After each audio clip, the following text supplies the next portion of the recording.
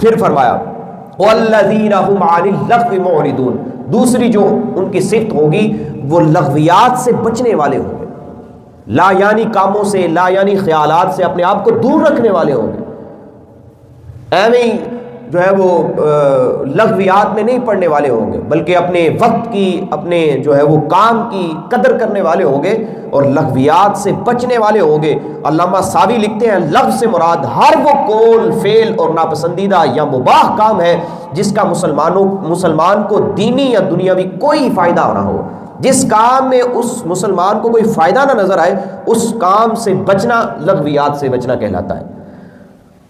فضول کاموں میں وقت ضائع کرنا یہ لغویات میں پڑنا کہلاتا ہے۔ شہوات پوری کرنے میں ہی لگے رہنا، وہ تمام کام جن سے اللہ تعالیٰ نے منع فرمایا، اگر انسان ان میں پڑتا ہے تو سمجھا جائے گا کہ یہ لغویات کی طرف جا رہا ہے، اور اگر انسان اس سے بچتا ہے، مسلمان اس سے بچتا ہے، تو کہا جائے گا کہ یہ لغویات سے بچ رہا ہے۔ اور جنت الفردوس کے وارثوں کی جو دوسری صفت ہے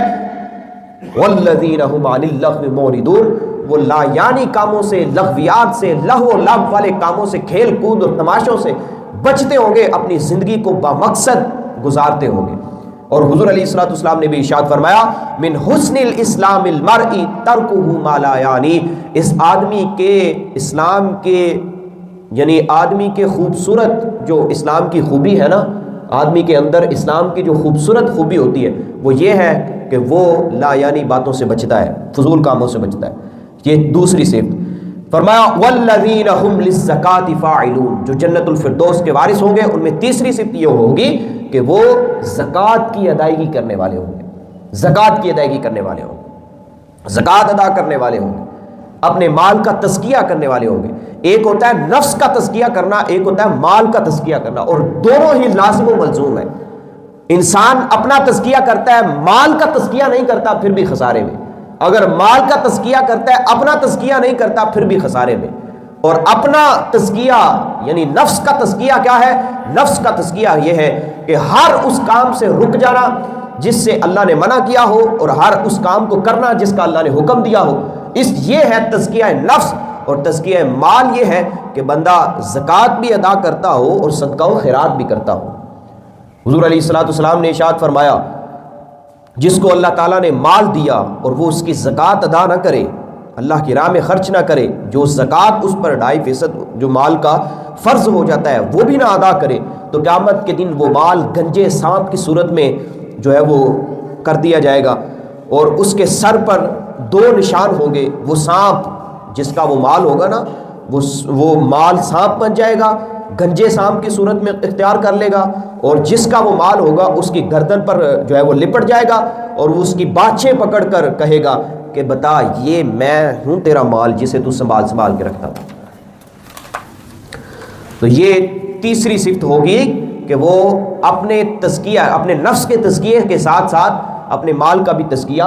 کرتے ہوں گے، زکوٰۃ بھی دیتے ہوں گے، صدقہ و خیرات بھی کرتے ہوں گے، اللہ جو ان کو عطا فرماتا ہے اس سے کچھ نہ کچھ غریبوں اور مسکینوں، یتیموں کی مدد کیا کرتے ہوں گے۔ جو چوتھی صفت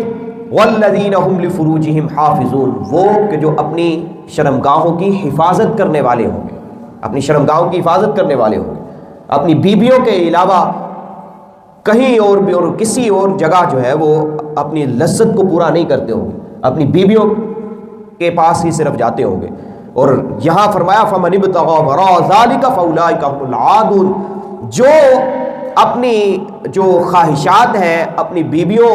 کے ساتھ پورا کرے گا وہ تو محفوظ رہے گا، مامون رہے گا، لیکن جو اس کے علاوہ کوئی راستہ تلاش کرے گا اپنی تسکین کو پورا کرنے کے لیے، ناجائز تعلقات بنائے گا اپنی شہوات کو پورا کرنے کے لیے، اللہ نے فرمایا اس کے علاوہ جو بھی راستہ اختیار کیا جائے گا نکاح کے علاوہ، فرمایا فاولئک هم العادون، وہی لوگ ہوں گے جو حد سے بڑھنے والے ہوں گے۔ تو اور جنت الفردوس کے جو وارث ہیں ان میں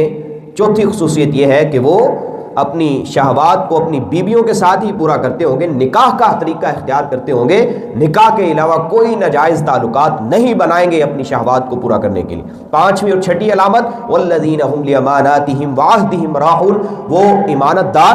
دار بھی ہوں گے اور اپنے وعدوں کی پاسداری کرنے والے ہوں گے۔ جو جنت الفردوس کے وارث ہوں گے ان میں پانچویں اور چھٹی صفت یہ ہوگی کہ وہ امانت دار بھی ہوں گے اور جو ہے وہ اپنے وعدوں کی پاسداری بھی کرنے والے ہوں گے، وعدہ خلافی نہیں کرنے والے ہوں گے۔ پھر فرمایا والذین هم علی صلواتہم یحافظون، اور وہ اپنی نمازوں کی حفاظت کرنے والے ہوں گے۔ پہلی صفت نماز میں خشوع اختیار کرتے ہوں گے، اور ساتویں صفت نمازوں کی حفاظت کرنے والے ہوں گے، نماز کی پابندی کرنے والے ہوں گے۔ اللہ نے فرمایا اولئک هم الوارثون، یہی وہ لوگ ہوں گے جو وارث ہوں گے۔ اے اللہ کس کے وارث؟ فرمایا الذین یرثون الفردوس، یہ جنت الفردوس کے وارث ہوں گے، جو ساری جنتوں سے اعلیٰ جنت ہوگی، یہ لوگ اس کے وارث ہوں گے۔ ہم فیہا خالدون، وہ ہمیشہ اس میں رہیں گے۔ ساری جنت کے جو سب سے عظمت والی جنت ہے،